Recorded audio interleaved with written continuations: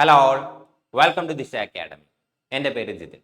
അപ്പോൾ ഇന്ന് മുതൽ നമ്മൾ പുതിയൊരു സീരീസ് സ്റ്റാർട്ട് ചെയ്യുകയാണ്, ദാറ്റ് ഈസ് ട്രെൻഡി 10. ഇനി എന്താണ് ഈ ട്രെൻഡി 10 എന്ന് ചോദിച്ചു കഴിഞ്ഞാൽ, ഇക്കഴിഞ്ഞ GD എക്സാം, ദാറ്റ് ഈസ് 2025 ഫെബ്രുവരിയിൽ നടന്നിട്ടുള്ള GD എക്സാമിൻ്റെ എല്ലാ ഷിഫ്റ്റുകളിലും ചോദിച്ചിട്ടുള്ള ഏറ്റവും ഇമ്പോർട്ടൻ്റ് ആയിട്ടും ഏറ്റവും കൂടുതൽ റിപ്പീറ്റഡ് ആയിട്ടും ചോദിച്ചിട്ടുള്ള ക്വസ്റ്റ്യൻസ് ആണ് ഈ ഒരു സീരീസിൽ നമ്മൾ ഡിസ്കസ് ചെയ്യാനായിട്ട് പോകുന്നത്. അപ്പോൾ ഒരു സെഷൻ എന്ന് പറയുമ്പോൾ ഈ ഒരു സെഷനിൽ നമ്മൾ 10 ക്വസ്റ്റ്യൻസ് ഡിസ്കസ് ചെയ്യുന്നുള്ളൂ. 10 ഏറ്റവും ഇമ്പോർട്ടൻ്റ് ആയിട്ടുള്ള ക്വസ്റ്റ്യൻസ് ആണ് നമ്മൾ ഡിസ്കസ് ചെയ്യാൻ പോകുന്നത്.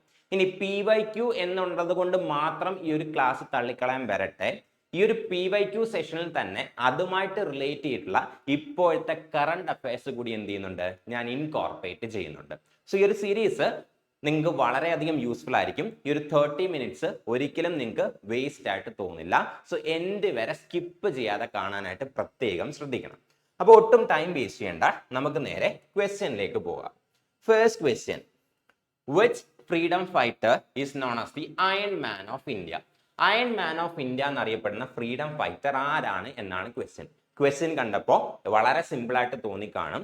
സിമ്പിളാന്ന് കരുതി കളയാൻ വരട്ടെ, ഇതുമായിട്ട് റിലേറ്റ് ചെയ്ത് ഒരു കറണ്ട് അഫയേഴ്സ് കൂടി ഞാൻ പറഞ്ഞുതരാം. അപ്പൊ ക്വസ്റ്റ്യൻ ഇതാണ്, which freedom fighter is known as the iron man of India? Iron man of India എന്നറിയപ്പെടുന്ന ഫ്രീഡം ഫൈറ്റർ ആരാണ് എന്നാണ് question. Option A Bhagat Singh, option B Mahatma Gandhi, option C Sardar Vallabhbhai Patel and option D Jawaharlal Nehru. So correct answer എന്ന് പറയുന്നത് നിങ്ങൾക്ക് എല്ലാവർക്കും അറിയായിരിക്കും, it is Sardar Vallabhbhai Patel. Sardar Vallabhbhai പട്ടേലിനെയാണ് എന്ത് ചെയ്യുന്നത്, അയൺ മാൻ ഓഫ് ഇന്ത്യ, ഇന്ത്യയുടെ ഉരുക്കു മനുഷ്യൻ എന്ന് വിളിക്കുന്നത് സർദാർ വല്ലഭായ് പട്ടേലിനെയാണ്. ഇനി സർദാർ വല്ലഭായ് പട്ടേലിന് ഈ സർദാർ എന്നുള്ള ടൈറ്റിൽ എവിടെ നിന്ന് കിട്ടി എന്ന് ചോദിച്ചു കഴിഞ്ഞാൽ, ബർദോളി സത്യാഗ്രഹ, അതായത് ഇന്ത്യയിൽ നടന്നിട്ടുള്ള സത്യാഗ്രഹത്തിൽ വളരെ ഫേമസ് ആയിട്ടുള്ള സത്യാഗ്രഹമാണ് ബർദോളി സത്യാഗ്രഹ. ഈ ബർദോളി സത്യാഗ്രഹയിൽ പങ്കെടുത്ത സ്ത്രീകളാണ് എന്ത് ചെയ്യുന്നത്, വല്ലഭായ് പട്ടേലിന് സർദാർ എന്നുള്ള ടൈറ്റിൽ എന്ത് ചെയ്യുന്നത്, ആദ്യമായിട്ട് കൊടുക്കുന്നത്. സോ സർദാർ എന്നുള്ള ടൈറ്റിൽ വല്ലഭായ് പട്ടേലിന് കിട്ടുന്നത് ബർദോളി സത്യാഗ്രഹയിൽ വെച്ചിട്ടാണ്. ഇനി എന്നാണ് ഈ ബർദോളി സത്യാഗ്രഹം നടന്നതെന്ന് ചോദിച്ചു കഴിഞ്ഞാൽ 1928 എന്ത് ചെയ്യുന്നത്, ഈ ഒരു ബർദോളി സത്യാഗ്രഹ നടക്കുന്നത്. ഇനി സർദാർ വല്ലഭായ് പട്ടേലിന്റെ സ്റ്റാച്യു ആണെന്ത്, നമുക്കറിയാവുന്ന സ്റ്റാച്യു ഓഫ് യൂണിറ്റി. അതായത് ലോകത്തിലെ ഏറ്റവും ടോളസ്റ്റ് സ്റ്റാച്യു, ഏറ്റവും നീളം കൂടിയ പ്രതിമയാണെന്ത്, സ്റ്റാച്യു ഓഫ് യൂണിറ്റി എന്ന് പറയുന്നത്. നിങ്ങൾ പലരും സ്റ്റാച്യു ഓഫ് യൂണിറ്റി കണ്ടിട്ടുണ്ടായിരിക്കും. അപ്പൊ ഈ സ്റ്റാച്യു ഓഫ് യൂണിറ്റി എന്ന് പറയുന്നത് അത് സർദാർ വല്ലഭായ് പട്ടേലിന്റെ എന്താണ്, പ്രതിമയാണ്. ഇനി സ്റ്റാച്യു ഓഫ് യൂണിറ്റി ആരാണ് ഡിസൈൻ ചെയ്തത് എന്ന് ചോദിച്ചു കഴിഞ്ഞാൽ അതിന്റെ ഉത്തരവാണ് രാംവി സുത്താർ. രാംവി സുത്താർ ആണ് എന്ത് ചെയ്യുന്നത്, സ്റ്റാച്യു ഓഫ് യൂണിറ്റി ഡിസൈൻ ചെയ്ത വ്യക്തി. ഈ രാംവി സുത്താർ എന്ത് ചെയ്തിട്ടുണ്ട്, റീസെന്റ് ആയിട്ട് മരണപ്പെട്ടിട്ടുണ്ട്. അതുകൊണ്ട് തന്നെ ഇത് കറണ്ട് അഫയേഴ്സിൽ ചോദിക്കാം. സോ സ്റ്റാച്യു ഓഫ് യൂണിറ്റി എന്ന് പറയുന്ന സർദാർ വല്ലഭായ് പട്ടേലിന്റെ സ്റ്റാച്യു ആണ്. ഇതാണ് ലോകത്തിലെ ഏറ്റവും ടോളസ്റ്റ്, നീളം കൂടിയ സ്റ്റാച്യു എന്ന് പറയുന്നത് സ്റ്റാച്യു ഓഫ് യൂണിറ്റി ആണ്. സ്റ്റാച്യു ഓഫ് യൂണിറ്റി ഡിസൈൻ ചെയ്തത് ആരാന്ന് ചോദിച്ചു കഴിഞ്ഞാൽ രാംവി സുത്താർ ആണ്. ആൻഡ് ഈ രാംവി സുത്താറിനെ നമ്മൾ സ്റ്റാച്യു മാൻ ഓഫ് ഇന്ത്യ എന്ന് എന്ത് ചെയ്യാറുണ്ട്, വിളിക്കാറുണ്ട്. ഇതും കറണ്ട് അഫയേഴ്സ് ആണ്. രാംവി സുത്താറിനെയാണ് നമ്മൾ എന്ത് വിളിക്കുന്നത്, സ്റ്റാച്യു മാൻ ഓഫ് ഇന്ത്യ എന്ന് വിളിക്കുന്നത്. സ്റ്റാച്യു മാൻ ഓഫ് ഇന്ത്യ എന്ന് വിളിക്കപ്പെടുന്ന വ്യക്തി ആരാണ്, രാംവി സുത്താർ ആണ്. ഇതാണ് ഇതിന്റെ കറണ്ട് അഫയേഴ്സ് പാർട്ട് എന്ന് പറഞ്ഞത്.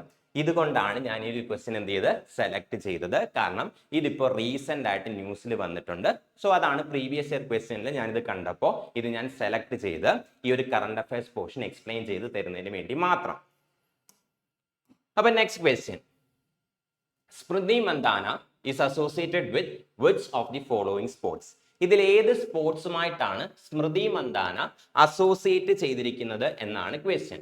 ഇതും സിമ്പിൾ ക്വസ്റ്റ്യൻ ആണെന്ന് തോന്നും, പക്ഷെ ഇതുമായിട്ട് ബന്ധപ്പെട്ട് റീസെന്റ് ആയിട്ട് ഒരു കറണ്ട് അഫയർ ഉണ്ട്. അതിന് വേണ്ടിയിട്ടാണ് ഞാൻ ഈ ക്വസ്റ്റ്യൻ സെലക്ട് ചെയ്തിരിക്കുന്നത്. സോ സ്മൃതി മന്ദാന ഏത് സ്പോർട്സുമായിട്ടാണ് അസോസിയേറ്റ് ചെയ്തിരിക്കുന്നത്? Option A wrestling, option B hockey, option C badminton, option D cricket. അപ്പൊ ഇവയിൽ ഏത് സ്പോർട്സുമായിട്ടാണ് സ്മൃതി മന്ദാന അസോസിയേറ്റ് ചെയ്തിരിക്കുന്നത് എന്നാണ് ക്വസ്റ്റ്യൻ. കറക്റ്റ് ആൻസർ നിങ്ങൾക്ക് എല്ലാവർക്കും അറിയാം, ഓപ്ഷൻ ഡി ക്രിക്കറ്റ് ആണ്. ക്രിക്കറ്റുമായിട്ടാണ് എന്ത് ചെയ്യുന്നത്, സ്മൃതി മന്ദാന റിലേറ്റ് ചെയ്തിട്ടുള്ളത്. ഇനി എന്താണ് ഇതിന്റെ കറണ്ട് അഫയേഴ്സ് പാർട്ട് എന്ന് ചോദിച്ചു കഴിഞ്ഞാൽ, ഇപ്പോ ഫസ്റ്റ് ഏഷ്യൻ ബാറ്റർ, അതായത് ആദ്യമായിട്ട് T20 ഇന്റർനാഷണൽസിൽ വുമൺസ് T20 ഇന്റർനാഷണൽ, സ്ത്രീകളുടെ T20 international. So first Asian batter to score 4000 runs in women's T20 international. അതായത് സ്ത്രീകളുടെ T20 ഇന്റർനാഷണൽസിൽ ആദ്യമായിട്ട് 4000 റൺസ് സ്കോർ ചെയ്യുന്ന ഇന്ത്യൻ ബാറ്ററാണ് സ്മൃതി മന്ദാന. സ്മൃതി മന്ദാനയാണ് T20 ഇന്റർനാഷണൽസിൽ, അന്താരാഷ്ട്രീയ T20 മത്സരങ്ങളിൽ ആദ്യമായിട്ട് 4000 റൺസ് 4000 റൺസ് സ്കോർ ചെയ്യുന്ന ആദ്യത്തെ ഏഷ്യൻ ബാറ്റർ എന്ന് പറയുന്ന, ആദ്യത്തെ ഇന്ത്യൻ വനിതയും സ്മൃതി മന്ദാന തന്നെയാണ്. ആദ്യത്തെ ഏഷ്യൻ ബാറ്റർ, അതായത് ഏഷ്യയിൽ നിന്നുള്ള ആദ്യത്തെ വ്യക്തി, വുമൺസിന്റെ സ്ത്രീകളുടെ T20 ഇന്റർനാഷണൽസിൽ 4000 റൺസ് സ്കോർ ചെയ്യുന്ന ആദ്യത്തെ ഏഷ്യൻ ബാറ്റർ എന്ന് പറയുന്നത് സ്മൃതി മന്ദാനയാണ്. അതുപോലെ തന്നെ ഏറ്റവും വേഗത്തിൽ, ഏറ്റവും ഫാസ്റ്റസ്റ്റ് ആയിട്ട് 4000 റൺസ് 4000 റൺസ് സ്കോർ ചെയ്യുന്നതും സ്മൃതി മന്ദാനയാണ്. സോ ഏറ്റവും വേഗത്തിൽ വേൾഡിൽ തന്നെ ഏറ്റവും ഫാസ്റ്റസ്റ്റ് ആയിട്ട് 4000 റൺസ് 4000 റൺസ് സ്കോർ ചെയ്യുന്നതും സ്മൃതി മന്ദാനയാണ്. അപ്പൊ സ്മൃതി മന്ദാനയാണ് ആദ്യത്തെ ഏഷ്യൻ ബാറ്റർ എന്ന് പറഞ്ഞു. അപ്പോൾ ലോകത്തിലെ ആദ്യത്തെ ബാറ്റർ ആരായിരിക്കും വുമൺ ക്രിക്കറ്റിൽ 4000 T20 റൺസ് സ്കോർ ചെയ്യാനായിട്ട്? അതെന്ന് പറയുന്നത് സൂസി ബെയ്റ്റ്സ് ആണ്. ന്യൂസിലാൻഡ് പ്ലെയർ ആയിട്ടുള്ള സൂസി ബെയ്റ്റ്സ് ആണ് വുമൺടെ, അതായത് സ്ത്രീകളുടെ T20 ഇന്റർനാഷണൽസിൽ ആദ്യമായിട്ട് 4000 റൺസ് സ്കോർ ചെയ്യുന്നത്. സൂസി ബെയ്റ്റ്സ് എന്ന് പറയുന്നത് ന്യൂസിലൻഡിന്റെ പ്ലെയർ ആണ്. ന്യൂസിലൻഡിന് വേണ്ടി കളിക്കുന്ന വ്യക്തിയാണ് സൂസി ബെയ്റ്റ്സ് എന്ന് പറയുന്നത്. സൂസി ബെയ്റ്റ്സ് ആണ് ആദ്യമായിട്ട് എന്ത് ചെയ്യുന്നത് വുമൺസ് T20 ഇന്റർനാഷണൽസിൽ 4000 റൺസ് സ്കോർ ചെയ്യുന്നത്. അതിനുശേഷം ഒരേ ഒരാൾ മാത്രമേ 4000 റൺസ് സ്കോർ ചെയ്തിട്ടുള്ളൂ, അത് സ്മൃതി മന്ദാനയാണ്. ആൻഡ് ഏഷ്യയിൽ നിന്നുള്ള ആദ്യത്തെ വ്യക്തിയും സ്മൃതി മന്ദാനയാണ്. ഇന്ത്യയിൽ നിന്നുള്ള ആദ്യത്തെ വ്യക്തിയും സ്മൃതി മന്ദാനയാണ് to score 4000 T20 international runs. And ഏറ്റവും വേഗത്തിൽ, അതായത് സൂസി ബെയ്റ്റ്സിനെക്കാളും വേഗത്തിലാണ് സ്മൃതി മന്ദാന എന്ത് ചെയ്തിട്ടുള്ളത് 4000 റൺസ് സ്കോർ ചെയ്തിട്ടുള്ളത്. ഇതൊക്കെയാണ് ഇതിന്റെ കറണ്ട് അഫയേഴ്സ് പോർഷൻ എന്ന് പറയുന്നത്. Next question, which festival from West Bengal found a place in the UNESCO list of intangible cultural heritage of humanity? യുനെസ്കോയുടെ ഇൻടാഞ്ചിബിൾ കൾച്ചറൽ ഹെറിറ്റേജ് ഓഫ് ഹ്യൂമാനിറ്റിയിൽ വെസ്റ്റ് ബംഗാളിൽ നിന്നുള്ള ഏത് ഫെസ്റ്റിവലാണ് ഇടം പിടിച്ചിട്ടുള്ളത് എന്നാണ് ക്വസ്റ്റ്യൻ. ഇതും GD എക്സാമിന് ചോദിച്ചിട്ടുള്ള, ഇക്കഴിഞ്ഞ GD എക്സാമിന് ചോദിച്ചിട്ടുള്ള ഒരു ക്വസ്റ്റ്യൻ ആണ്. ഈ ക്വസ്റ്റ്യൻ എടുത്തതിന്റെ പിന്നിലും ഒരു ഉദ്ദേശമുണ്ട്. അതെന്ന് പറയുന്നത് ഇപ്പോൾ റീസെന്റ് ആയിട്ട് ഇതുമായിട്ട് ബന്ധപ്പെട്ട് ഒരു കറണ്ട് അഫയേഴ്സ് വന്നിട്ടുണ്ട്. അപ്പൊ ക്വസ്റ്റ്യൻ ഇതായിരുന്നു, GD എക്സാമിന് ചോദിച്ച ക്വസ്റ്റ്യൻ ഇതാണ്, യുനെസ്കോയുടെ intangible cultural heritage of humanity. ഇനി എന്താണ് ഈ intangible cultural heritage of humanity എന്ന് ചോദിച്ചു കഴിഞ്ഞാൽ ഒന്നുമില്ല, നമ്മൾ തലമുറയായിട്ട് കൈമാറി വരുന്ന ട്രഡീഷൻസ്, അതുപോലെ തന്നെ ഫെസ്റ്റിവൽസ്, കസ്റ്റംസ്, ഇതൊക്കെയാണ് ഈ ഒരു ലിസ്റ്റിനകത്ത് ഇൻക്ലൂഡ് ചെയ്യുന്നത്. ഇത്രയേ ഉള്ളൂ intangible cultural heritage of humanity എന്ന് പറയുന്നത്. അതായത് നമ്മൾ തലമുറയായിട്ട് കൈമാറി വരുന്ന നമ്മുടെ ട്രഡീഷൻസ്, ലൈഫ് സ്റ്റൈൽസ്, ഫെസ്റ്റിവൽസ്, ഇതൊക്കെയാണ് എന്ത് ചെയ്യുന്നത് ഈ ലിസ്റ്റിൽ ഇൻക്ലൂഡ് ചെയ്തിരിക്കുന്നത്. അപ്പൊ യുനെസ്കോയുടെ ഈ ഒരു ലിസ്റ്റിൽ വെസ്റ്റ് ബംഗാളിൽ നിന്നുള്ള ഏത് ഫെസ്റ്റിവൽ ആണ് ഇടം പിടിച്ചിട്ടുള്ളത് എന്നുള്ളതാണ് question. Option A Poush Sankranti, option B Jamai Shasthi, option C Durga Puja, option D Poila Baisakh. ഇവയിൽ ഏത് ഫെസ്റ്റിവൽ ആണ് യുനെസ്കോയുടെ ഈ ഒരു intangible cultural heritage of humanity എന്നുള്ള ലിസ്റ്റിൽ ഇടം പിടിച്ചിട്ടുള്ളത് എന്നുള്ളതാണ് ക്വസ്റ്റ്യൻ. സോ കറക്റ്റ് ആൻസർ എന്ന് പറയുന്നത് ഓപ്ഷൻ സി ആണ്, ദുർഗാ പൂജ. ദുർഗാ പൂജയാണ് വെസ്റ്റ് ബംഗാളിൽ നിന്ന് യുനെസ്കോയുടെ ഈ ഒരു ലിസ്റ്റിൽ ഇടം പിടിച്ചിട്ടുള്ള ഫെസ്റ്റിവൽ എന്ന് പറയുന്നത്. ഇനി എന്നാണിത് ഈ ഒരു യുനെസ്കോയുടെ ലിസ്റ്റിലേക്ക് ആഡ് ചെയ്തത് എന്ന് ചോദിച്ചു കഴിഞ്ഞാൽ 2021 2021 ദുർഗാ പൂജ എന്ത് ചെയ്യുന്നത് യുനെസ്കോയുടെ ഈ ഒരു ലിസ്റ്റിലേക്ക് ആഡ് ചെയ്യുന്നത്. ഇനി ഈ ക്വസ്റ്റിന് ഇപ്പൊ എന്താണ് റെലവൻസ് എന്ന് ചോദിച്ചു കഴിഞ്ഞാൽ റീസെന്റ് ആയിട്ട്, അതായത് 2025 ഡിസംബറിൽ 2025 ഡിസംബറിൽ ഇന്ത്യയിൽ നിന്നുള്ള ഒരു ഫെസ്റ്റിവൽ കൂടി ഈ ഒരു ലിസ്റ്റിനകത്ത് ആഡ് ചെയ്തിട്ടുണ്ട്. ആ ഒരു ഫെസ്റ്റിവൽ ആണ് നമ്മുടെ സ്വന്തം ദീപാവലി, ഫെസ്റ്റിവൽ ഓഫ് ലൈറ്റ്സ് എന്നറിയപ്പെടുന്ന Deepavali which is also called as a festival of lights. Festival of lights എന്നറിയപ്പെടുന്ന ദീപാവലി 2025 ഡിസംബറിലാണ് എന്ത് ചെയ്തിട്ടുള്ളത് ഈ ഒരു ലിസ്റ്റിലേക്ക് ഇടം പിടിച്ചിട്ടുള്ളത്. ഇതാണ് നമ്മുടെ കറണ്ട് അഫയേഴ്സ് പോർഷൻ എന്ന് പറയുന്നത്. 2025 ഡിസംബറിൽ, അതായത് ഈ മാസമാണ് ദീപാവലി എന്ത് ചെയ്തിട്ടുള്ളത് ഈ ഒരു ലിസ്റ്റിലേക്ക് ആഡ് ചെയ്യപ്പെട്ടിട്ടുള്ളത്. ഇനി 2021 ദുർഗാ പൂജ ആഡ് ചെയ്തു, 2025 ദീപാവലി ആഡ് ചെയ്തു. ഇതിന്റെ ഇടയിൽ വേറെ എന്തെങ്കിലും ആഡ് ചെയ്തിട്ടുണ്ടോ എന്ന് ചോദിച്ചു കഴിഞ്ഞാൽ ഉണ്ട്. 2023 ഒരു ഫെസ്റ്റിവൽ കൂടി എന്ത് ചെയ്തിട്ടുണ്ട് ഇതിനകത്തേക്ക് ആഡ് ചെയ്തിട്ടുണ്ട്. സോ 2023 ഒരു ഫെസ്റ്റിവൽ കൂടി എന്ത് ചെയ്തിട്ടുണ്ട് ഇതിനകത്തേക്ക് ആഡ് ചെയ്തിട്ടുണ്ട്. അത് ഏത് ഫെസ്റ്റിവൽ എന്ന് ചോദിച്ചു കഴിഞ്ഞാൽ ഇറ്റ് ഈസ് എ ഗർബ. ഗുജറാത്തിലുള്ള ഗർബ എന്നുള്ള ഫെസ്റ്റിവൽ ആണ് ഈ ഒരു ലിസ്റ്റിനകത്തേക്ക് ആഡ് ചെയ്യപ്പെട്ടിട്ടുള്ളത്. ഇനി ഗർഭ എന്താണെന്ന് ചോദിച്ചു കഴിഞ്ഞാൽ നവരാത്രിയുടെ സമയത്ത് പെർഫോം ചെയ്യുന്ന ഒരു ഡിവോഷണൽ ഡാൻസ് ആണ് ഗർഭ എന്ന് പറയുന്നത്. സോ ഗുജറാത്തിലെ ഗർഭ 2023 ഈ ഒരു ലിസ്റ്റിൽ എന്ത് ചെയ്തിട്ടുണ്ട്, ആഡ് ചെയ്തിട്ടുണ്ട്. സോ 2021 ദുർഗാ പൂജ, അതിനുശേഷം 2023 ഗുജറാത്തിൽ നിന്നുള്ള ഗർഭ എന്നുള്ള ഡാൻസ്, നവരാത്രിയുടെ സമയത്താണ് ഈ ഒരു ഡാൻസ് പെർഫോം ചെയ്യുന്നത്. അതിനുശേഷം 2025 ദീപാവലി ആഡ് ചെയ്തു. അതായത് ഇപ്പോൾ ആണ് ദീപാവലി എന്ത് ചെയ്യുന്നത്, ഈ ഒരു ലിസ്റ്റിനകത്തേക്ക് ആഡ് ചെയ്യുന്നത്. ഇപ്പൊ നമ്മുടെ ഈ ഒരു സീരീസ് വെച്ചിട്ട് വളരെ കുറച്ച് ലിമിറ്റഡ് ഇൻഫർമേഷൻസ് മാത്രമേ നമുക്ക് ലിമിറ്റഡ് ടൈമിൽ നിങ്ങൾക്ക് ഹാൻഡ് ഓവർ ചെയ്യാൻ പറ്റുള്ളൂ. അപ്പോൾ നിങ്ങൾക്ക് സീരിയസ് ആയിട്ട് നിങ്ങൾ ഈ വർഷത്തെ GD ക്രാക്ക് ചെയ്യാൻ ആഗ്രഹിക്കുന്നുണ്ടെന്ന് നോക്കിക്കഴിഞ്ഞാൽ നിങ്ങൾക്ക് ഈ ഒരു സെഷൻ അത്ര യൂസ്ഫുൾ ആകണം. മീൻസ് ഈ ഒരു സെഷൻ നിങ്ങൾക്ക് യൂസ്ഫുൾ ആണ്, പക്ഷെ GD ക്രാക്ക് ചെയ്യാൻ ഈ ഒരു സെഷൻ മാത്രം മതിയോ എന്ന് ചോദിച്ചു കഴിഞ്ഞാൽ പോരാ. കാരണം ഇപ്പൊ നമ്മൾ ഡീൽ ചെയ്യുന്നത് ഏറ്റവും ഇമ്പോർട്ടൻ്റ് ആയിട്ടുള്ള ഏരിയാസ് മാത്രമാണ്. പക്ഷെ ഇമ്പോർട്ടൻ്റ് ആയിട്ടുള്ള ഏരിയാസ് മാത്രം നോക്കി പോയി കഴിഞ്ഞാൽ അവിടെ ലക്കിന്റെ ഒരു ഫാക്ടർ കൂടിയുണ്ട്. അതായത് ഇതേ ഇമ്പോർട്ടൻ്റ് ഏരിയാസ് തന്നെ ചോദിച്ചാൽ മാത്രമേ ഈ ഒരു സെഷൻ മാത്രം വെച്ചുകൊണ്ട് നിങ്ങൾക്ക് എക്സാം ക്ലിയർ ചെയ്യാൻ പറ്റൂ. അല്ല, നിങ്ങൾക്ക് ലക്കിന്റെ ഫാക്ടർ കംപ്ലീറ്റ് ആയിട്ട് ഒഴിവാക്കണം, നിങ്ങളുടെ ഹാർഡ് വർക്കിന്റെ ഫാക്ടർ വെച്ചിട്ട് വേണം നിങ്ങൾക്ക് ഈ ഒരു എക്സാം ക്ലിയർ ചെയ്യണം എന്നുണ്ടെങ്കിൽ നിങ്ങൾ റെഗുലർ ആയിട്ട് അല്ലെങ്കിൽ കറക്റ്റ് ആയിട്ട് ക്ലാസ്സസ് അല്ലെങ്കിൽ കറക്റ്റ് ആയിട്ട് സിലബസ് അനുസരിച്ച് പഠിച്ചേ പറ്റുള്ളൂ. ആൻഡ് അതിന് വേണ്ടിയിട്ട് നമ്മൾ SSCയുടെ GDയുടെ ഒരു ലൈവ് ഓൺലൈൻ കോഴ്സ് സ്റ്റാർട്ട് ചെയ്തിട്ടുണ്ട്. ഇതിനകത്ത് ഏറ്റവും ബേസിക് ലെവലിൽ നിന്ന് നമ്മൾ ക്ലാസ്സസ് സ്റ്റാർട്ട് ചെയ്തിട്ടുണ്ട്. ആൻഡ് ഈ ഒരു സീരീസിനകത്ത് അല്ലെങ്കിൽ ഈ ഒരു ലൈവ് കോഴ്സിനകത്ത് ഞാനും ക്ലാസ്സസ് എടുക്കുന്നുണ്ട്. GK സബ്ജക്ട്സിന്റെ ക്ലാസ്സാണ് ഞാൻ എടുത്തുകൊണ്ടിരിക്കുന്നത്. അപ്പോൾ നിങ്ങൾക്ക് റെഗുലർ ആയിട്ട് അല്ലെങ്കിൽ സീരിയസ് ആയിട്ട് നിങ്ങൾ GD എക്സാം ക്രാക്ക് ചെയ്യാൻ ആഗ്രഹിക്കുന്നു, ഈ വർഷം തന്നെ നിങ്ങൾക്ക് GD എക്സാം ക്രാക്ക് ചെയ്യണമെന്നുണ്ടെങ്കിൽ ഏറ്റവും ബെസ്റ്റ് ഓപ്ഷൻ എന്ന് പറയുന്നത് നമ്മുടെ GD ഓൺലൈൻ കോഴ്സിന് ജോയിൻ ചെയ്യുക എന്നുള്ളതാണ്. ആൻഡ് ഈ ഒരു GD ഓൺലൈൻ കോഴ്സ് എന്ന് പറയുന്നത് നമ്മുടെ ഈ ഒരു ദിശ അക്കാഡമിയുടെ ഈ വർഷത്തെ, അതായത് 2026 എക്സാമിന് വേണ്ടിയിട്ടുള്ള ലാസ്റ്റ് ബാച്ച് ആണ്. ഇപ്പോൾ റീസെന്റ് ആയിട്ട് സ്റ്റാർട്ട് ചെയ്തിട്ടേ ഉള്ളൂ. ആൻഡ് ഏറ്റവും അഫോർഡബിൾ പ്രൈസിൽ 2,999 സോ 2,999 എന്ന് പറഞ്ഞിട്ടുള്ള ഏറ്റവും അഫോർഡബിൾ പ്രൈസിലാണ് നമ്മൾ ഈ ഒരു കോഴ്സ് ഓഫർ ചെയ്യുന്നത്. ആൻഡ് ഇപ്പോൾ ന്യൂ ഇയറിന്റെ സ്പെഷ്യൽ ഡിസ്കൗണ്ട്സ് കൂടി നിങ്ങൾക്ക് ഒരു കോഴ്സിനകത്ത് അവൈൽ ചെയ്യാൻ പറ്റും. ആൻഡ് അതുകൊണ്ട് തന്നെ ഇതിനേക്കാളും കുറഞ്ഞൊരു പ്രൈസിൽ നിങ്ങൾക്ക് ചിലപ്പോൾ കോഴ്സ് പർച്ചേസ് ചെയ്യാൻ സാധിച്ചിരിക്കും. ഈ 2 ദിവസത്തിനുള്ളിലാണ് നിങ്ങൾ പർച്ചേസ് ചെയ്യുന്നത് എന്നുണ്ടെങ്കിൽ ന്യൂ ഇയർ ഓഫറും കൂടി നിങ്ങൾക്ക് അവൈൽ ചെയ്യാനായിട്ട് സാധിക്കും. ആൻഡ് ഈ ഒരു കോഴ്സിനകത്ത് ജോയിൻ ചെയ്യാൻ ആഗ്രഹിക്കുന്നുണ്ടെങ്കിലോ അല്ലെങ്കിൽ ഈ കോഴ്സിന്റെ ഫർദർ ഡീറ്റെയിൽസ് ആവശ്യമുണ്ടെങ്കിലോ നിങ്ങൾക്ക് ഈ ഒരു നമ്പറിനകത്ത് കോൺടാക്ട് ചെയ്യാം. 8075753676 ഓർ 7012615062. ഇൻട്രസ്റ്റഡ് ആണ് നിങ്ങൾക്ക് ഈ ഒരു SSCയുടെ GD എക്സാം ഈ വർഷം തന്നെ ഈ ഒരു അറ്റംപ്റ്റിൽ തന്നെ ക്രാക്ക് ചെയ്യണമെന്നുണ്ടെങ്കിൽ ധൈര്യമായിട്ട് ജോയിൻ ചെയ്തുകൊള്ളുക. നമ്മുടെ ക്ലാസ്സസ് നിങ്ങൾ ആ ഒരു ലക്ഷ്യത്തിലേക്ക് എത്തിക്കും എന്നുള്ളത് ഞാൻ ഉറപ്പു തരുന്നു. ഇപ്പൊ next question, which of the following rights is considered a component of the right to life and personal liberty? Right to life and personal ലിബർട്ടിയുടെ കമ്പോണന്റ് ആയിട്ട് കരുതപ്പെടുന്നത് ഇവയിൽ ഏത് റൈറ്റ് ആണ് എന്നുള്ളതാണ് ക്വസ്റ്റ്യൻ.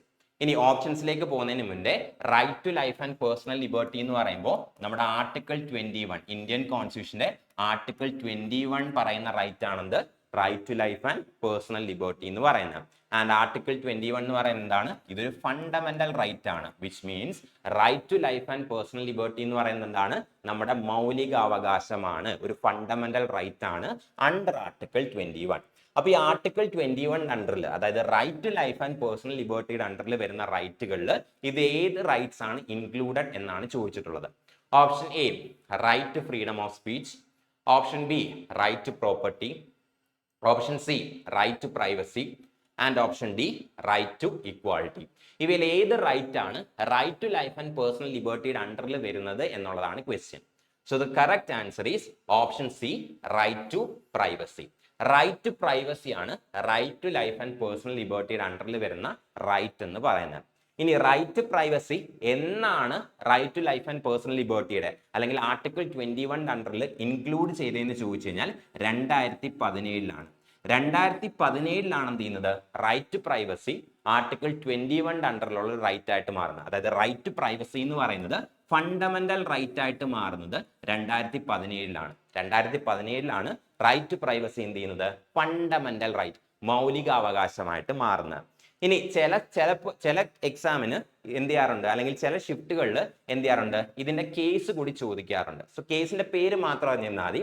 അതായത് ജസ്റ്റിസ് പുട്ടുസ്വാമി കേസ്, പേരോർത്തൊക്കെ എളുപ്പമാണ്, ജസ്റ്റിസ് പുട്ടുസ്വാമി കേസ്. 2017 2017 നടന്നിട്ടുള്ള ജസ്റ്റിസ് പുട്ടുസ്വാമി കേസിന് ശേഷമാണ് എന്ത് ചെയ്യുന്നത് റൈറ്റ് ടു പ്രൈവസി ഒരു ഫണ്ടമെന്റൽ റൈറ്റ് ആയിട്ട് മാറുന്നത്. ജസ്റ്റിസ് പുട്ടുസ്വാമി കേസ് പേര് മാത്രം അറിഞ്ഞിരുന്ന ആദ്യം. സോ 2017 ജസ്റ്റിസ് പുട്ടുസ്വാമി കേസിന് ശേഷമാണ് എന്ത് ചെയ്യുന്നത് supreme court right to privacy എന്ന് പറയുന്നത് ഫണ്ടമെന്റൽ റൈറ്റ് ആണ്, ആർട്ടിക്കിൾ 21 ഗ്യാരണ്ടി ചെയ്യുന്ന അല്ലെങ്കിൽ ആർട്ടിക്കിൾ 21 അണ്ടറിൽ വരുന്ന ഒരു ഫണ്ടമെന്റൽ റൈറ്റ് ആണ് റൈറ്റ് ടു പ്രൈവസി എന്ന് പറയുന്നത് 2017 പുട്ടുസ്വാമി കേസിന് ശേഷമാണ്. Next question. Nilgiri is one of the oldest mountain ranges located at the tri-junction of which three states? ഏത് മൂന്ന് സ്റ്റേറ്റ്സിന്റെ ട്രൈ ജംഗ്ഷനിലാണ് അല്ലെങ്കിൽ ഏത് മൂന്ന് സ്റ്റേറ്റ്സിന്റെ കമ്പൈനിങ് പോയിന്റിലാണ് നീൽഗിരി, അതായത് ഇന്ത്യയിലുള്ള ഓൾഡസ്റ്റ് മൗണ്ടൻ റേഞ്ചസിൽ ഒന്നായിട്ടുള്ള നീൽഗിരി ലൊക്കേറ്റ് ചെയ്തിരിക്കുന്നത് എന്നാണ് ക്വസ്റ്റ്യൻ. അതായത് ഏതൊക്കെ മൂന്ന് സ്റ്റേറ്റ്സിലായിട്ടാണ് നമുക്ക് ഈ നീൽഗിരി എന്ന് പറഞ്ഞ മൗണ്ടൻ കാണാൻ സാധിക്കുന്നത്? ഇതാണ് സിമ്പിൾ ആയിട്ട് ക്വസ്റ്റ്യന് ചോദിച്ചിരിക്കുന്നത്. Option A northern Uttar Pradesh, Uttarakhand, Himachal Pradesh. Option B Tamil Nadu, Kerala, Karnataka. Option C Assam, Nagaland, Tripura. And option D Gujarat, Rajasthan, Haryana. ഇവയിൽ ഏത് മൂന്ന് സ്റ്റേറ്റുകളുടെ ട്രൈ ജംഗ്ഷനിലായിട്ടാണ് നമുക്ക് നീൽഗിരി കാണാൻ സാധിക്കുന്നത് എന്നാണ് ക്വസ്റ്റ്യൻ. അതായത് നീൽഗിരി മൗണ്ടൻ റേഞ്ചസ് ഏതൊക്കെ സ്റ്റേറ്റിലാണ് കിടക്കുന്നത് എന്നാണ് ക്വസ്റ്റ്യൻ. സോ കറക്റ്റ് ആൻസർ എന്ന് പറയുന്നത് ഓപ്ഷൻ ബി ആണ്, Tamil Nadu, Kerala and Karnataka.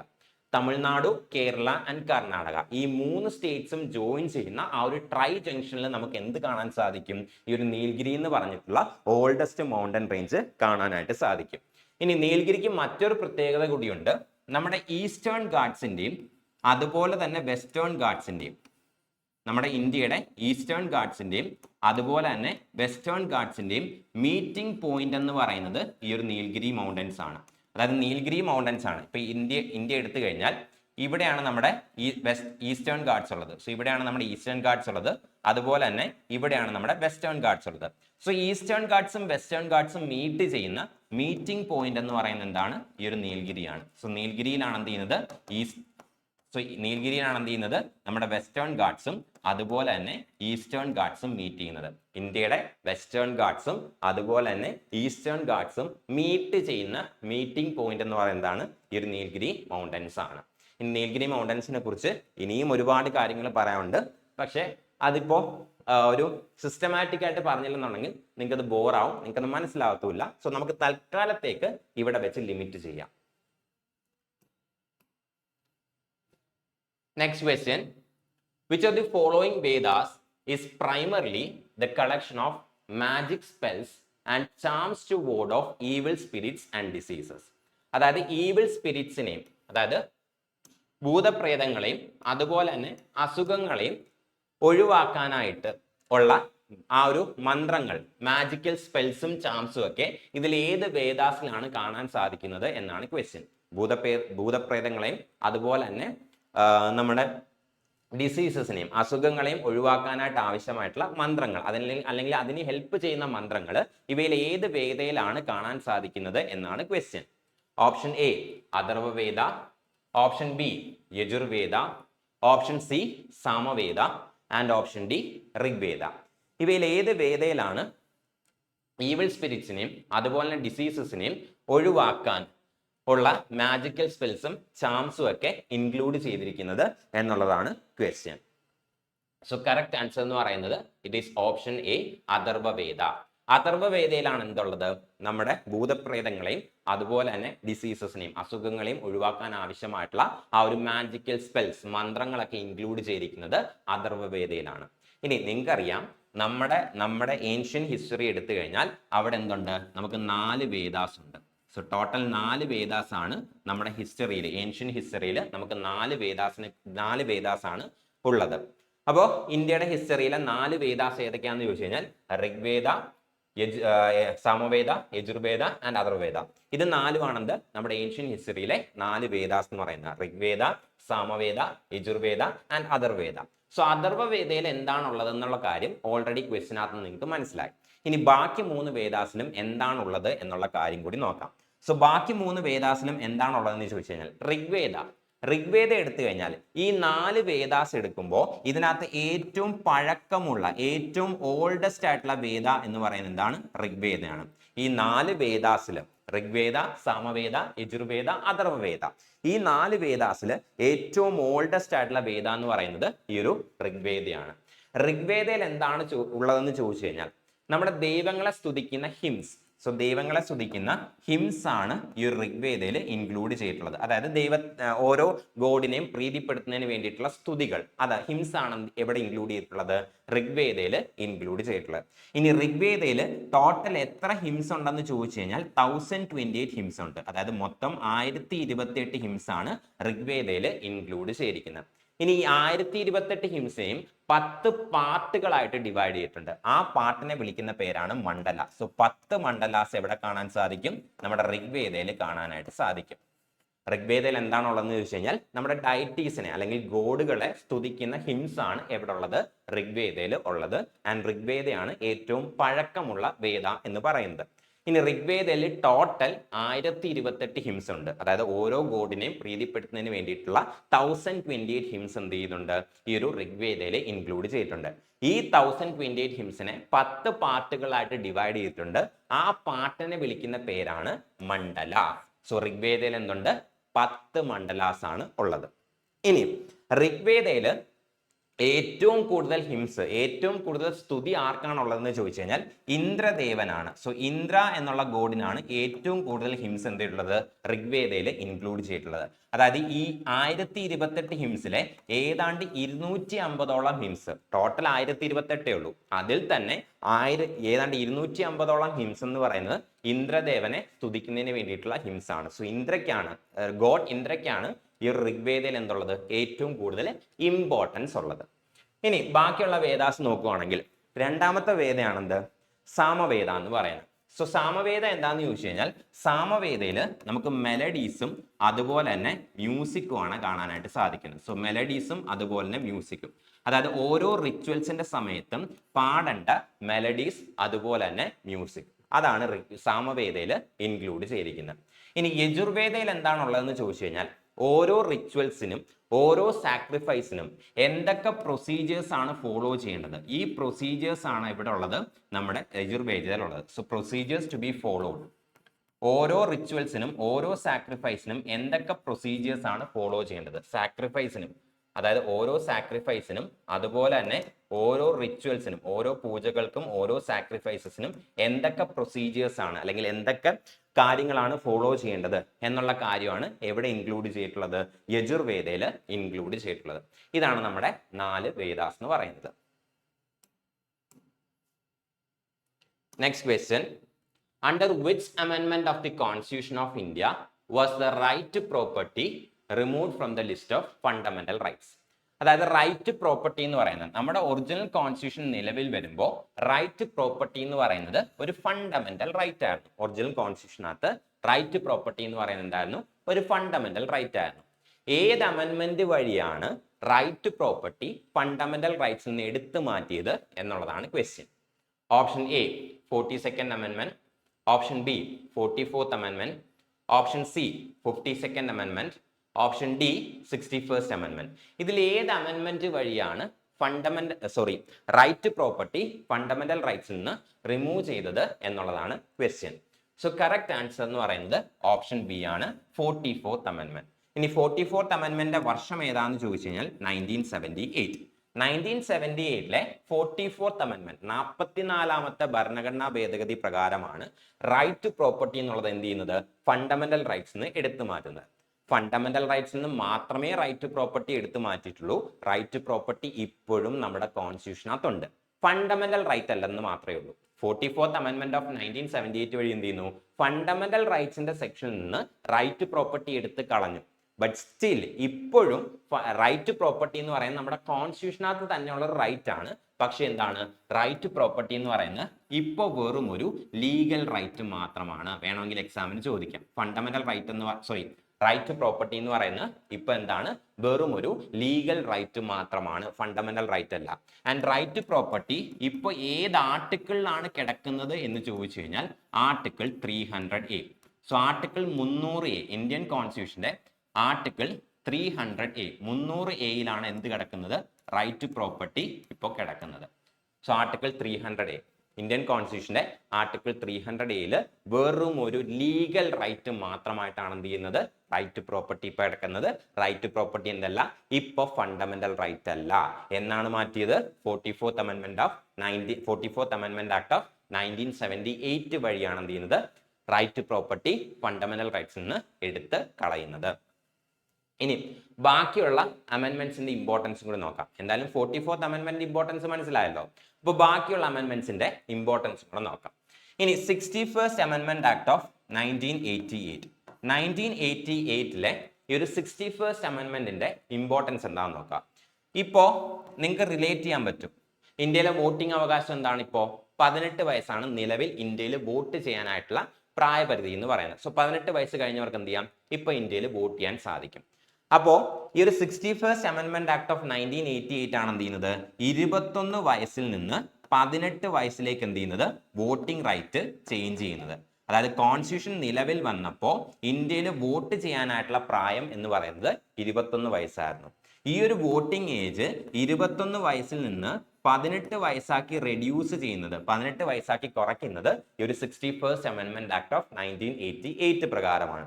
1988 61st amendment act പ്രകാരമാണ് എന്ത് ചെയ്യുന്നത്? വോട്ടിംഗ് ഏജ് എന്ത് ചെയ്യുന്നത്? 21 വയസ്സിൽ നിന്ന് 18 വയസ്സാക്കി റെഡ്യൂസ് ചെയ്യുന്നത്. പല തവണ ചോദിച്ചിട്ടുണ്ട്, ഇമ്പോർട്ടന്റ് ആയിട്ടുള്ള ഒരു അമെന്റ്മെന്റ് ആണ്. ഇനി നമ്മുടെ 52nd അമെന്റ്മെന്റ് ആക്ട്. ഇനി 52nd അമെന്റ്മെന്റ് ആക്ട് എടുത്തു കഴിഞ്ഞാൽ ഇത് 1985 എന്ത് ചെയ്യുന്നത്? പാർലമെന്റ് പാസ്സാക്കുന്നത്. 52nd അമെന്റ്മെന്റ് എന്ന് പറയുന്നത് 1985 എന്ത് ചെയ്യുന്നത്? പാർലമെന്റ് പാസ്സാക്കുന്നത്. ഇനി 52nd amendment act of 1985 importance എന്താണെന്ന് ചോദിച്ചു കഴിഞ്ഞാൽ ആന്റി ഡിഫെക്ഷൻ ലോ കൊണ്ടുവരുന്നത് ഈ ഒരു അമെന്റ്മെന്റ് വഴിയാണ്. ഇന്ത്യയിൽ ആന്റി ഡിഫെക്ഷൻ ലോ എന്താണ്? ഈ ആന്റി ഡിഫെക്ഷൻ ലോ എന്ന് ചോദിച്ചു കഴിഞ്ഞാൽ അതായത് ചില MLA-മാരും ചില MP-മാരും ഒക്കെ ഒരു പാർട്ടിയിൽ നിന്ന് ജയിച്ചിട്ട് സ്ഥാനത്തിന് വേണ്ടി, മന്ത്രിസ്ഥാനത്തിന് വേണ്ടിയിട്ടും അല്ലെങ്കിൽ പൈസയ്ക്ക് വേണ്ടിയിട്ടൊക്കെ എന്ത് ചെയ്യാറുണ്ട്? പാർട്ടി സ്വിച്ച് ചെയ്യാറുണ്ട്, പാർട്ടി ചാടാറുണ്ടല്ലോ. അതിനെ പ്രതിരോധിക്കുന്നതിന് വേണ്ടി അല്ലെങ്കിൽ അത് നിർത്തലാക്കുന്നതിന് വേണ്ടിയിട്ട് കൊണ്ടുവന്ന ലോ ആണ് ആന്റി ഡിഫെക്ഷൻ ലോ. അതായത് കൂറുമാറ്റം, MLA-മാരുടെ അല്ലെങ്കിൽ MP-മാരുടെ കൂറുമാറ്റം. ഒരു പാർട്ടിയിൽ നിന്ന് ജയിച്ചു, പക്ഷെ മന്ത്രിസ്ഥാനത്തിന് വേണ്ടിയിട്ട് എന്ത് ചെയ്യുന്നു? മറ്റൊരു പാർട്ടിയിലേക്ക് ചേഞ്ച് ചെയ്യുന്നു. ഈ ഒരു കൂറുമാറ്റം അല്ലെങ്കിൽ പാർട്ടി സ്വിച്ച് ചെയ്യുന്ന ഈ ഒരു പരിപാടി സ്റ്റോപ്പ് ചെയ്യുന്നതിന് വേണ്ടിയിട്ട് കൊണ്ടുവന്ന ലോ ആണ് ആന്റി ഡിഫെക്ഷൻ ലോ. ഈ ഒരു ആന്റി ഡിഫെക്ഷൻ ലോ കൊണ്ടുവരുന്നത് ഈ ഒരു 52nd അമെന്റ്മെന്റ് ആക്ട് ഓഫ് 1985 പ്രകാരമാണ്. ആൻഡ് ഈ ആന്റി ഡിഫെക്ഷൻ ലോ മാത്രമല്ല, നമ്മുടെ കോൺസ്റ്റിറ്റ്യൂഷനകത്തേക്ക് എന്ത് ചെയ്യുന്നുണ്ട്? ഈ ഒരു അമെന്റ്മെന്റ് പുതിയൊരു ഷെഡ്യൂൾ കൂടി ആഡ് ചെയ്യുന്നുണ്ട്. അതാണ് 10th ഷെഡ്യൂൾ. ഇന്ത്യൻ കോൺസ്റ്റിറ്റ്യൂഷനകത്തേക്ക് പുതിയൊരു ഷെഡ്യൂൾ കൂടി എന്ത് ചെയ്യുന്നു? ഈ ഒരു അമെന്റ്മെന്റ് ആഡ് ചെയ്യുന്നു. അതാണ് 10th ഷെഡ്യൂൾ. 10th ഷെഡ്യൂളിനകത്തും ഈ ആന്റി ഡിഫെക്ഷൻ ലോയുടെ കാര്യങ്ങളാണ് ഇൻക്ലൂഡ് ചെയ്തിട്ടുള്ളത്. അപ്പൊ 10th schedule anti defection law കൊണ്ടുവരുന്നത് ഈ ഒരു 52nd അമെന്റ്മെന്റ് ആക്ട് ഓഫ് 1985 ആണ്. ഇനി 42nd അമെന്റ്മെന്റ് ആക്ട് ഓഫ് 1976 ഇത് വളരെ വളരെ ഇമ്പോർട്ടന്റ് ആയിട്ടുള്ള അമെന്റ്മെന്റ് ആണ്. ഈ ഒരു അമെന്റ്മെന്റ് വഴി എന്ത് ചെയ്തിട്ടുണ്ട്? ഒരുപാട് മാറ്റങ്ങൾ നമ്മുടെ കോൺസ്റ്റിറ്റ്യൂഷനകത്ത് കൊണ്ടുവന്നിട്ടുണ്ട്. അതുകൊണ്ടാണ് ഈ ഒരു അമെന്റ്മെന്റിനെ എന്ത് വിളിക്കുന്നത്? മിനി കോൺസ്റ്റിറ്റ്യൂഷൻ എന്ന് വിളിക്കുന്നത്. 42nd constitution amendment act of 1976 mini constitution എന്ന് വിളിക്കുന്നതിന്റെ കാര്യം എന്താണെന്ന് ചോദിച്ചു കഴിഞ്ഞാൽ നമ്മുടെ കോൺസ്റ്റിറ്റ്യൂഷനകത്തെ ഒട്ടുമിക്ക പ്രൊവിഷൻസ് എന്ത് ചെയ്തിട്ടുണ്ട്? ഈ ഒരു അമെന്റ്മെന്റ് ചേഞ്ച് ചെയ്തിട്ടുണ്ട്. ആ എന്തൊക്കെയാണ് ചേഞ്ച് ചെയ്യുന്നതെന്ന് പറയാൻ നമ്മുടെ ഈ ഒരു ക്ലാസ് പോരാ. അതൊക്കെ നമ്മൾ ഡീറ്റെയിൽ ആയിട്ട് നമ്മുടെ ക്ലാസ്സസിനകത്ത് ഡിസ്കസ് ചെയ്യുന്നതാണ്. നമുക്കിപ്പോൾ ഈ ലിമിറ്റഡ് ടൈമിനകത്ത് അത്രയും കാര്യങ്ങൾ ഡിസ്കസ് ചെയ്യാനായിട്ടുള്ള പ്രൊവിഷൻ നമുക്കില്ല. സോ തൽക്കാലം മിനി കോൺസ്റ്റിറ്റ്യൂഷൻ മാത്രം എന്ത് ചെയ്യുക? ഒന്ന് അറിഞ്ഞു വെച്ചേക്കുക. Next question. Who was the most famous Shaga ruler known for his inscription at Girnar? ഗിർനാറിലുള്ള ഇൻസ്ക്രിപ്ഷനകത്ത് മെൻഷൻ ചെയ്തിട്ടുള്ള അല്ലെങ്കിൽ ഗിർനാറിലുള്ള ഒരു ഇൻസ്ക്രിപ്ഷന്റെ പേരിൽ അറിയപ്പെടുന്ന ഏറ്റവും ഫേമസ് ആയിട്ടുള്ള ശാഗ റൂളർ ആരാണ് എന്നാണ് ക്വസ്റ്റ്യൻ. സോ ഗിർനാറിൽ നമുക്കൊരു ഇൻസ്ക്രിപ്ഷൻ കാണാനായിട്ട് സാധിക്കും. ഈ ഒരു ഇൻസ്ക്രിപ്ഷന്റെ പേരിൽ ഏറ്റവും ഫേമസ് ആയിട്ടുള്ള ശാഗ റൂളർ ആരാണ് എന്നാണ് question. Option A Rudradaman, option B Menander, option C Rudrabuddhi and option D Demetrius. ഇവരിൽ ആരാണ് ഗിർനാറിലെ ഇൻസ്ക്രിപ്ഷന്റെ പേരിൽ ഏറ്റവും കൂടുതൽ ഫേമസ് ആയിട്ടുള്ള ശാഗ റൂളർ എന്നാണ് ക്വസ്റ്റ്യൻ. സോ കറക്റ്റ് ആൻസർ എന്ന് പറയുന്നത് ഓപ്ഷൻ എ ആണ്, Rudradaman first. So Rudradaman first ആണ് ഈ ഒരു ഗിർനാറിലുള്ള ഇൻസ്ക്രിപ്ഷന്റെ പേരിൽ ഏറ്റവും കൂടുതൽ ഫേമസ് ആയിട്ടുള്ള റൂളർ എന്ന് പറയുന്നത്. ഇനി ഈ ഗിർനാറിലുള്ള ഇൻസ്ക്രിപ്ഷന് മറ്റൊരു പേരുണ്ട്, അതാണ് ജുനഗഡ് റോക്ക് ഇൻസ്ക്രിപ്ഷൻ. ഗിർനാറിലുള്ള ഇൻസ്ക്രിപ്ഷൻ അറിയപ്പെടുന്ന പേരാണ് Junagadh rock inscription. So Junagadh rock inscription എന്നാണ് ഗിർനാറിലെ ഈ ഒരു ഇൻസ്ക്രിപ്ഷൻ എന്ത് ചെയ്യുന്നത് അറിയപ്പെടുന്നത്. അതായത് ആ ഇൻസ്ക്രിപ്ഷന് തന്നെ സ്വന്തമായിട്ട് എന്തുണ്ട്, ഒരു പേരുണ്ട്, that is Junagadh rock inscription. ഈ ജുനഗഡ് റോക്ക് ഇൻസ്ക്രിപ്ഷനിൽ രുദ്രദമനെ കുറിച്ചുള്ള കാര്യങ്ങൾ എന്ത് ചെയ്തിട്ടുണ്ട്, ഡീറ്റെയിൽ ചെയ്ത് വെച്ചിട്ടുണ്ട്. ഇനി എന്താണ് ഈ ജുനഗഡ് റോക്ക് ഇൻസ്ക്രിപ്ഷനിൽ ഇത്ര ഇമ്പോർട്ടന്റ് ആയിട്ട് എഴുതി വെച്ചിരിക്കുന്ന കാര്യം എന്ന് ചോദിച്ചു കഴിഞ്ഞാൽ, വളരെ ഫേമസ് ആയിട്ടുള്ള ഒരു ലേക്ക് ഉണ്ട്, വളരെ ഫേമസ് ആയിട്ടുള്ള ഒരു തടാകമുണ്ട്, ദാറ്റ് ഈസ് സുദർശന ലേക്ക്. വളരെ ഫേമസ് ആയിട്ടുള്ള ഒരു തടാകമുണ്ട്, അതാണ് സുദർശന ലേക്ക് എന്ന് പറയുന്നത്. ഈ സുദർശന ലേക്ക് ഒരു കാലത്ത് ഒരു ചുഴലിക്കാറ്റിൽ എന്ത് ചെയ്തിരുന്നു, തകർന്നു പോയിരുന്നു. ആ ഒരു സുദർശന ലേക്ക് റിപ്പയർ ചെയ്യുന്നത് ഈ ഒരു രുദ്രദമനാണ്. ആ കാര്യങ്ങൾ എന്ത് ചെയ്തിട്ടുണ്ട്, ഈ ഒരു ഇൻസ്ക്രിപ്ഷനകത്ത് എഴുതി വെച്ചിട്ടുണ്ട്. ഈ ഒരു സുദർശന ലേക്കിന്റെ റിപ്പയറുമായിട്ട് ബന്ധപ്പെട്ടുള്ള കാര്യങ്ങൾ, ഡീറ്റെയിൽസ് എന്ത് ചെയ്തിട്ടുണ്ട്, ഈ ഒരു ജുനഗഡ് റോക്ക് ഇൻസ്ക്രിപ്ഷനകത്ത് എഴുതി വെച്ചിട്ടുണ്ട്. ആൻഡ് ഈ ഒരു സുദർശന ലേക്കിന്റെ റിപ്പയറിന്റെ പേരിലാണ് എന്ത് ചെയ്തിട്ടുള്ളത്, രുദ്രദമൻ ഫസ്റ്റ് വളരെയധികം ഫേമസ് ആയിട്ടുള്ളത്. ഇനി ജുനഗഡ് റോക്ക് ഇൻസ്ക്രിപ്ഷന്റെ കാര്യം പറഞ്ഞു. ഈ ജുനഗഡ് റോക്ക് ഇൻസ്ക്രിപ്ഷനകത്ത് സുദർശന ലേക്കിന്റെ റിപ്പയറുമായിട്ട് ബന്ധപ്പെട്ട കാര്യങ്ങളാണ് എഴുതി വെച്ചിരിക്കുന്നതെന്ന് പറഞ്ഞു. ഇനി ഏത് ഭാഷയിലാണ് ഈ ഒരു ജുനഗഡ് റോക്ക് ഇൻസ്ക്രിപ്ഷൻ എഴുതിയിരിക്കുന്നതെന്ന് ചോദിച്ചു കഴിഞ്ഞാൽ സാൻസ്ക്രിറ്റ് ലാംഗ്വേജിലാണ്, സംസ്കൃതത്തിലാണ് എന്ത് ചെയ്തിട്ടുള്ളത്, ഈ ഒരു ജുനഗഡ് റോക്ക് ഇൻസ്ക്രിപ്ഷൻ എഴുതപ്പെട്ടിട്ടുള്ളത്. ഏത് ലാംഗ്വേജിലാണ് ജുനഗഡ് റോക്ക് ഇൻസ്ക്രിപ്ഷൻ എഴുതിയിട്ടുള്ളത് എന്ന് ചോദിച്ചു കഴിഞ്ഞാൽ സാൻസ്ക്രിറ്റ് ലാംഗ്വേജ്, സംസ്കൃതത്തിലാണ് ഈ ഒരു ജുനഗഡ് റോക്ക് ഇൻസ്ക്രിപ്ഷൻ എന്ത് ചെയ്തിട്ടുള്ളത്, എഴുതിയിട്ടുള്ളത്. Next question. Who renounced his knighthood in protest against the Jallian Wala Bagh massacre? Jallian Walabagh മെസക്കർ, അതായത് ജാലിയൻ വാലാബാഗ് കൂട്ടക്കുരുതി ഛേദിച്ചുകൊണ്ട് ഇവരിൽ ആരാണ് അയാളുടെ നൈറ്റ്ഹുഡ് റെനൗൺസ് ചെയ്തത്, ഉപേക്ഷിച്ചത് എന്നാണ് ക്വസ്റ്റ്യൻ. ജാലിയൻ വാലാബാഗ് കൂട്ടക്കുരുതിയിൽ പ്രതിഷേധിച്ചുകൊണ്ട് ഇവരിൽ ആരാണ് നൈറ്റ്ഹുഡ് റെനൗൺസ് ചെയ്തത് എന്നുള്ളതാണ് question. Option A Rabindranath Tagore, option B Shri Aurobindo Ghosh, option C Keshav Chandra Sen and option D Ishwar Chandra Vidyasagar. ഇവരിൽ ആരാണ് ജാലിയൻ വാലാബാഗ് കൂട്ടക്കുരുതിയിൽ പ്രതിഷേധിച്ചുകൊണ്ട് അവരുടെ നൈറ്റ്ഹുഡ് ഉപേക്ഷിച്ചത് എന്നാണ് ക്വസ്റ്റ്യൻ. കറക്റ്റ് ആൻസർ എന്ന് പറയുന്നത് ഓപ്ഷൻ എ ആണ്, രവീന്ദ്രനാഥ ടാഗോർ. രവീന്ദ്രനാഥ ടാഗോർ ആണ് എന്ത് ചെയ്യുന്നത്, ബ്രിട്ടീഷ് ഗവൺമെന്റ് കൊടുത്ത നൈറ്റ്ഹുഡ് എന്നുള്ള പദവി എന്ത് ചെയ്യുന്നത്, ഉപേക്ഷിക്കുന്നത്. ജാലിയൻ വാലാബാഗ് കൂട്ടക്കുരുതി നിങ്ങൾക്ക് അറിയായിരിക്കും, ജാലിയൻ വാലാബാഗ് മെസക്കർ അല്ലെങ്കിൽ ജാലിയൻ വാലാബാഗ് കൂട്ടക്കുരുതി എന്ന് പറയുന്നത് 1919 നടന്നിട്ടുള്ള വളരെ ഇൻഫേമസ് ആയിട്ടുള്ള ഒരു ഇൻസിഡന്റ് ആണ്. ഈ ഒരു കൂട്ടക്കുരുതിയിൽ പ്രതിഷേധിച്ചുകൊണ്ടാണ് എന്ത് ചെയ്യുന്നത്, രവീന്ദ്രനാഥ ടാഗോർ അദ്ദേഹത്തിന്റെ നൈറ്റ്ഹുഡ് റെനൗൺസ് ചെയ്യുന്നത്. നൈറ്റ്ഹുഡ് എന്ന് പറയുന്നത് ബ്രിട്ടീഷ് ഗവൺമെന്റ് രവീന്ദ്രനാഥ ടാഗോർ അദ്ദേഹത്തിന്റെ ലിറ്റററി വർക്ക്സിൽ കാണിച്ചിട്ടുള്ള ആ ഒരു എഫിഷ്യൻസി, അല്ലെങ്കിൽ അദ്ദേഹത്തിന്റെ ലിറ്റററി വർക്ക്സിന്റെ പേരിൽ ആ ഒരു ലിറ്റററി ഏരിയയിലുള്ള ലിറ്ററേച്ചറിലുള്ള അദ്ദേഹത്തിന്റെ പ്രാവീണ്യം കണക്കിലെടുത്തുകൊണ്ട് അദ്ദേഹത്തിനെ ബഹുമാനിക്കുന്നതിന് വേണ്ടി, ബഹുമാന സൂചകമായിട്ടാണ് എന്ത് ചെയ്യുന്നത്, ഈ ഒരു നൈറ്റ്ഹുഡ് എന്നുള്ള പദവി കൊടുത്തിട്ടുള്ളത്. ആ ഒരു പദവി എന്ത് ചെയ്യുന്നുണ്ട്, ജാലിയൻ വാലാബാഗ് കൂട്ടക്കുരുതിയിൽ പ്രതിഷേധിച്ചുകൊണ്ട് രവീന്ദ്രനാഥ ടാഗോർ ഉപേക്ഷിച്ചു.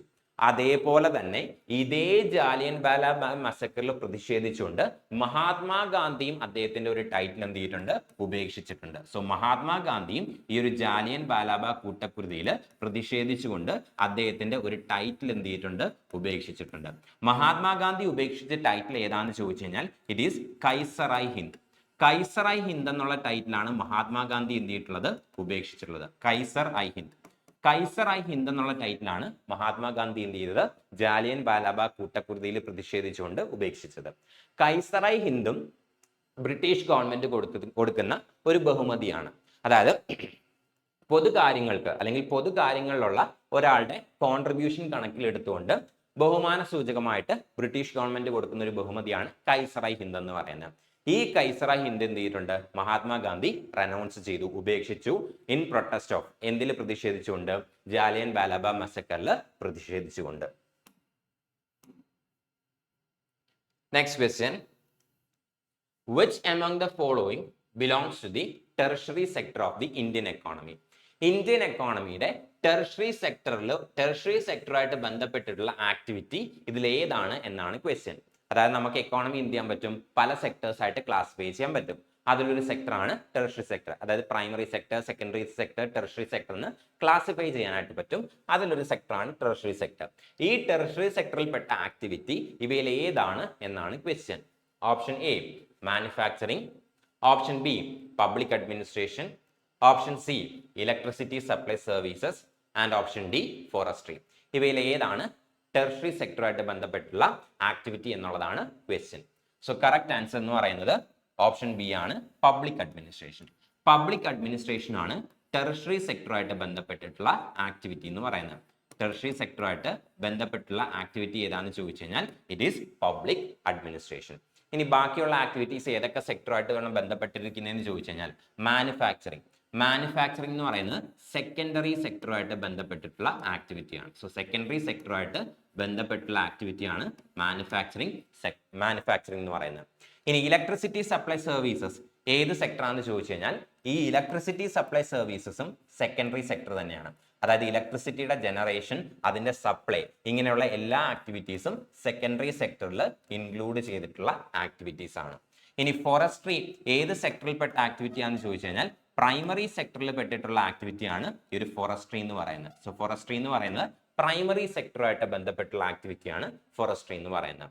അപ്പോൾ പബ്ലിക് അഡ്മിനിസ്ട്രേഷൻ ആണ് ഇത്രയും ആക്ടിവിറ്റീസിൽ ടെറിഷറി സെക്ടറുമായിട്ട് ബന്ധപ്പെട്ട ആക്ടിവിറ്റി. മാനുഫാക്ചറിംഗ് എന്ന് പറയുന്നത് സെക്കൻഡറി സെക്ടർ ആണ്. ഇലക്ട്രിസിറ്റി സപ്ലൈ സർവീസസ്, ഇലക്ട്രിസിറ്റിയുടെ ജനറേഷനും അതുപോലെ തന്നെ സപ്ലൈ സർവീസസും സെക്കൻഡറി സെക്ടർ ആണ്.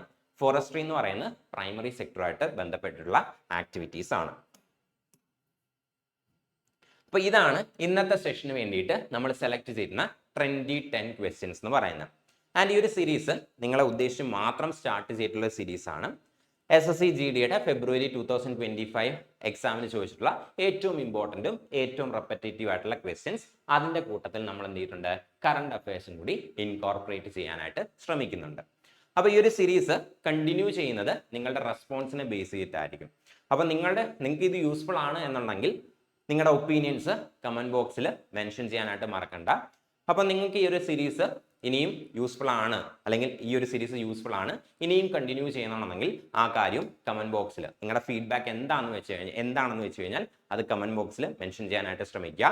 ആൻഡ് നേരത്തെ പറഞ്ഞതുപോലെ തന്നെ ഇത് വെറും ഒരു വാല്യൂ ആഡഡ് കണ്ടന്റ്. ഈ ഒരു സീരീസ് എന്ന് പറയുന്നത് വാല്യൂ ആഡഡ് കണ്ടന്റ് മാത്രമാണ്, മെയിൻ കണ്ടന്റ് അല്ല. ഇത് നിങ്ങൾക്ക് എക്സ്ട്രാ മാർക്സ് സ്കോർ ചെയ്യാൻ മാത്രമേ ഹെൽപ്പ് ചെയ്യുള്ളൂ. മെയിൻ മാർക്സ് അല്ലെങ്കിൽ നിങ്ങൾക്ക് ക്വാളിഫൈ ചെയ്യേണ്ട മാർക്സ് എന്ന് പറയുന്നത് പിന്നെയും അവിടെ ബാക്കി കിടപ്പുണ്ട്. അതിനെന്ത് ചെയ്യണം, കറക്റ്റ് ആയിട്ട് സിലബസ് അനുസരിച്ച് നിങ്ങൾ പഠിച്ചേ പറ്റുള്ളൂ. ആൻഡ് ആ സിലബസ് അനുസരിച്ച് പഠിക്കണമെന്നുണ്ടെങ്കിൽ, അല്ലെങ്കിൽ സിലബസ് അനുസരിച്ച് നിങ്ങൾക്ക് പഠിക്കണം, ക്ലാസ്സസ് വേണമെന്നുണ്ടെങ്കിൽ ധൈര്യമായിട്ട് നമ്മുടെ GD ഓൺലൈൻ ബാച്ചിനകത്ത് ജോയിൻ ചെയ്യാനായിട്ട് സാധിക്കും. നേരത്തെ സ്ക്രീൻ കാണിച്ച നമ്പറിനകത്ത് കോൺടാക്ട് ചെയ്ത് കഴിഞ്ഞാൽ നിങ്ങൾക്ക് ഫർദർ ഡീറ്റെയിൽസ് അവൈലബിൾ ആയിരിക്കും. അപ്പോൾ അടുത്ത ടോപ്പ് ട്രെൻഡി 10 ക്വസ്റ്റ്യൻസ് ആയിട്ട് നമുക്ക് നെക്സ്റ്റ് സെഷനകത്ത് വീണ്ടും മീറ്റ് ചെയ്യാം. Thank you.